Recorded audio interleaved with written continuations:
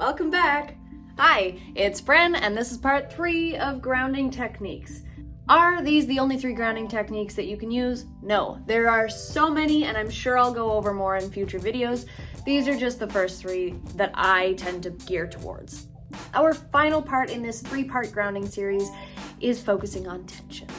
We all have it. Every now and then, we got a little tension in our bodies, we gotta shake it out, right? So, what we're going to do is a bit of a body scan, but we're gonna add something to it. You can start top down, you can go bottom up, whatever floats your goat. We're gonna go with the second option though. This technique seems a little contradictory because we are going to actually make more tension in our body before we get rid of it. We're gonna start from the bottom, and we're gonna take each section of our body and tighten it up and squeeze it as much as we can, putting as much effort into tightening those muscles as we can.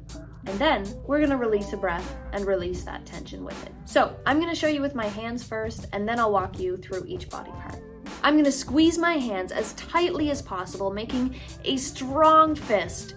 Squeeze, squeeze, squeeze, squeeze, squeeze, squeeze, squeeze, and then I'm gonna take a big breath in and let it out and let all that tension out.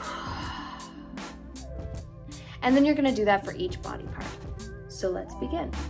Starting with our feet, I want you to curl your toes in and squeeze your feet as tightly as you can. Don't worry about your ankles or your shins or your calf, just your feet. Squeeze them as tightly as you can.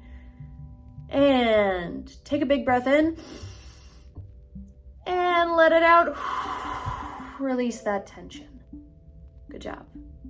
Now I want you to shift your focus up to your shin and your calves, and I want you to squeeze, squeeze, squeeze, squeeze, squeeze those muscles as tightly as you can. And take a big deep breath in and release. And I think you see where I'm going with this.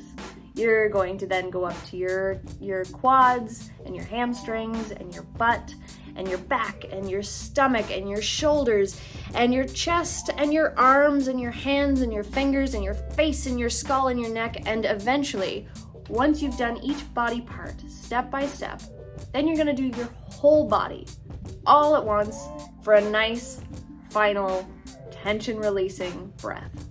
And then you're good to go. Now, I'm sure many of you don't want to do this on the subway in New York, and that is a-okay.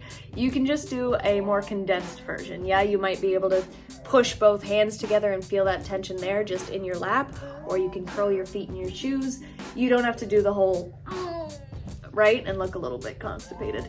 But there are ways to adjust for the environment that you're in if that's something that you are worried about.